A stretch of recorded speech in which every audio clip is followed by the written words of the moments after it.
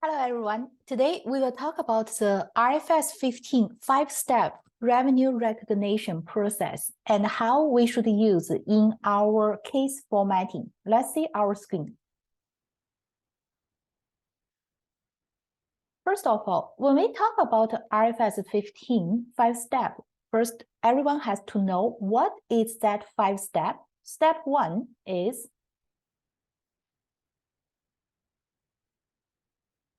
identify contract.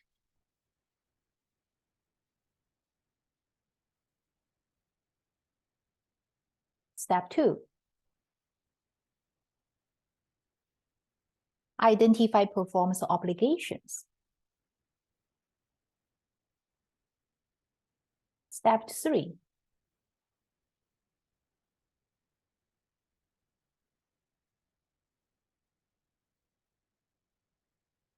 determine the transaction price.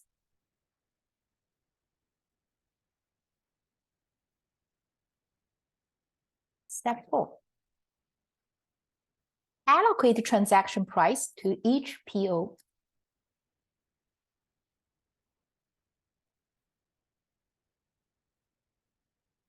Step 5,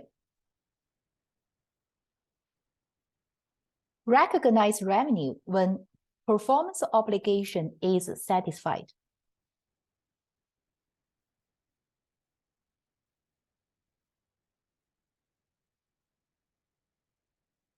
Okay, first of all, we have to really familiar and memorize those 5 steps.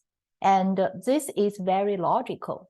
Let's just take some example to explain how those 5 steps works. For example, if I'm going to go into the Walmart or Costco to buy something, okay? So first one is identify the contract. Identify contract. What means identify contract is I have to establish the agreement with supplier and my customer. Okay, let's say when I park in my car and go to the Costco, as long as I step in Costco, I have the contract with Costco, right? I'm the customer. I'm going to purchase goods and services from Costco. So there is contract between me and Costco as a supplier. Then what is identify PO? PO, what is PO? PO means service and product. Obviously, when we go into Costco, we know what we are purchasing. Either we are going to purchase a grocery or we are going to purchase a TV or iPhone, whatever. So this is a PO I has identified. When I go into the Costco, I should know what I'm doing. I'm not going to Costco just to spend my time to doing nothing. So then the second step is come in place is I have to know what I'm going to do. So this is a logical flow chart for the IFRS 15 5-step. Then step 3, determine the transaction price. Very easily. When I in Costco, I have to know how much each product will be cost. I have to know exactly the price. Otherwise, I don't know if over my budget, then I can't spend money. So after I'm inside the Costco, after I know what I'm going to purchase, the next one is I definitely has to know how much does each product or service worth. And because I have to know if I have money to spend or not. Then step 4 is allocate the price to each PO. Sometimes they selling stuff in the bundle sale. Sometimes each product they have the individual selling price and they have the bundle sale price. Then I have to compare the price and know how much each one is I will be spent on, right? Then when I really satisfy everything, what I'm doing, I finish my shopping, I have to go to cashier to pay. So as that time comes, step 5 comes into place is it is time for me to recognize my revenue. How? When? As long as I make the payment to Costco cashier, so revenue can be recognized because at that time, the product or service, the risk and reward has already transferred from Costco to me as individual customers. So this is how the IFRS 15 flowchart works. Any handbook and any financial reporting, there is flow. They have all come from the real life. So I highly recommend everyone, when you study for that, think about anything in your real life, how these things can link to what I learned from my handbook. That will be much easier, make your life. Okay, now we know there are 5 steps. So next step is how I should to answer in my case formatting. So first one, step 1, identify contract. We know in our handbook, there are many different ways and there are the specific rule to talk about what is a valid contract. So we have to know how the keyword it come from. So in our exam, highly recommend try to use as much as possible the keyword to getting your mark up. Okay, so let's say usually when we talk about our identify the contract, there is the rule set is the valid contract has to be agreed by both parties. And the valid contract has to clearly identify service and good. The valid contract has to have commercial substitute and customers are willing to pay. In addition, also there is term. So when we're doing the case formatting, we don't have to like individual line by line to analyze. However, we have to summarize in the analyze part to catch as much as possible those keywords. What keyword is come from? Agreed by both parties. Let's see.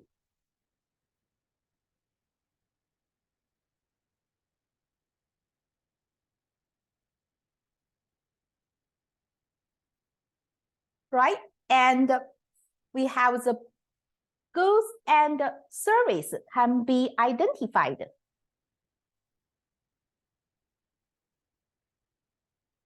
And there is a term, commercial substitute.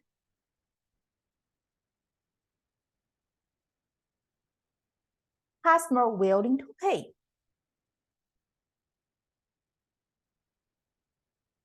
So at this time, you have to see in my case, if there is any case fact can support some of these keywords. For example, if the case fact said customer ABC has agreed to purchase XYZ product, so we can say, oh, contract invalid, contract is valid. Why? Because customer as per case indicate customer ABC is agreed to purchase XYZ product. And if the case fact has the term, then we use it. So just remember to try to link the case fact with as much as possible those key words. Okay, so then we move to the second step, identify the PO. So what is a PO? We have to, how to proceed this process. First of all, we have to list how many PO I have identified in my contract.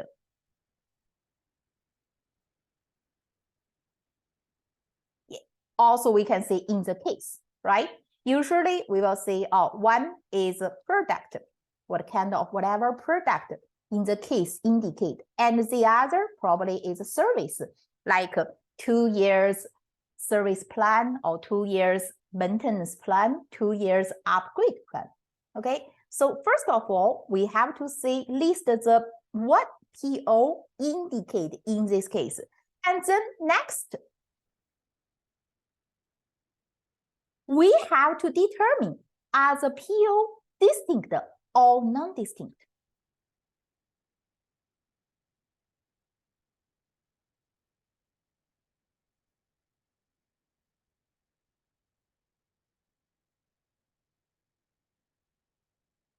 That that is what we should do. So how we should determine whether they are distinct or non-distinct? There are two questions come place. First one is, can customer benefit on its own?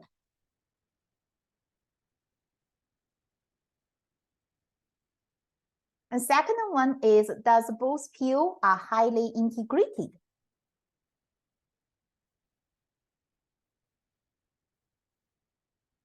Okay, so when we talk about this question, we come to the place is usually in our case, we usually being seeing the word is called standalone selling price.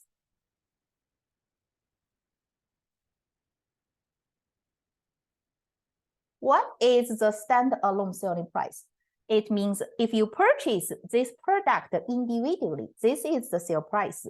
If you purchase as a combo, this is the selling price. So this is standalone individual selling price.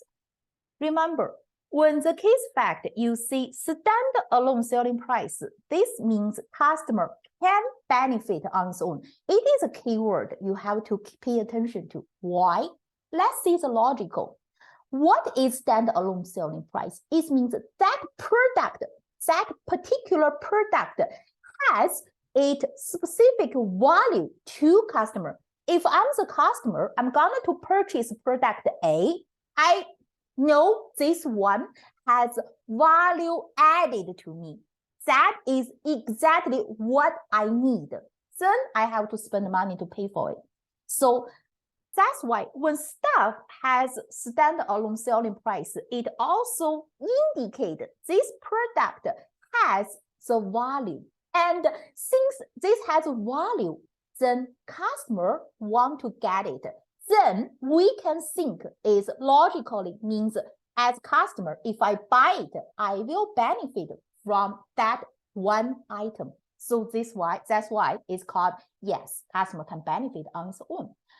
So the second one is very easy to identify. It's just, does this particular product and the service, they are highly dependent on each other. For example, if I purchase product A and I did not purchase their service, does my product is considered like garbage or not? This is just very straightforward to answer this question.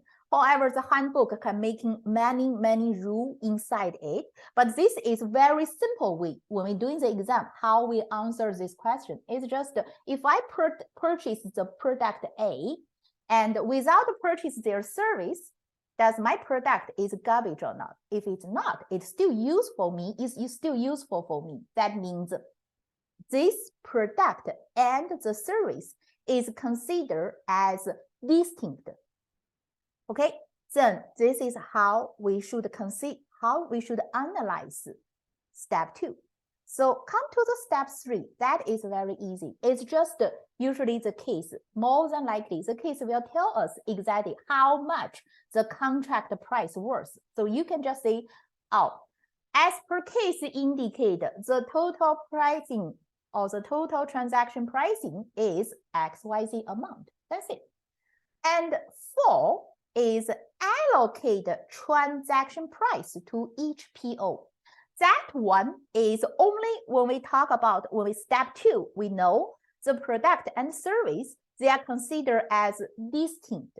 Okay, so when we consider as distinct, for example, if I purchase the A and B individually, A is worth $500 standalone. B is worth $2,000 standalone. However, if I purchase as a combo, both A and B together, the supplier will offer me $2,000 instead of if I purchase individual, 2,000 plus 500 is 2,500. But if I purchase their bundle or combo, then they give me $2,000. That's it called discount price.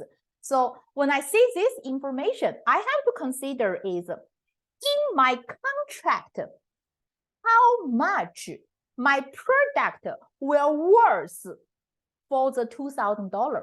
Definitely, A is not worth 500.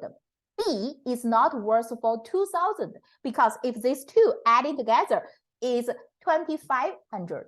So it's much over than 2,000 total price. So I have to say is how much my product will worth in this 2,000 contract and how much my service will worth in this 2,000 contract.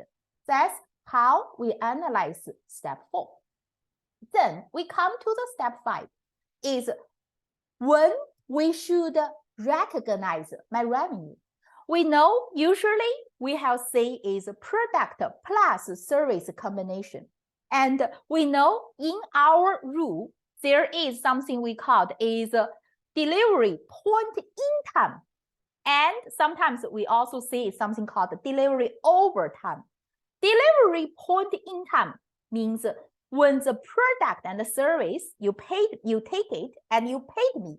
At the time you pay me, the risk and rewards has transferred to you. So that is called delivery point in time.